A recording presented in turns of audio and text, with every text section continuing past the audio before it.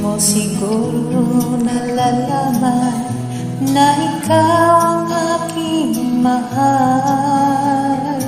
Di mo siguro nakikita sa puso ang nararamdaman.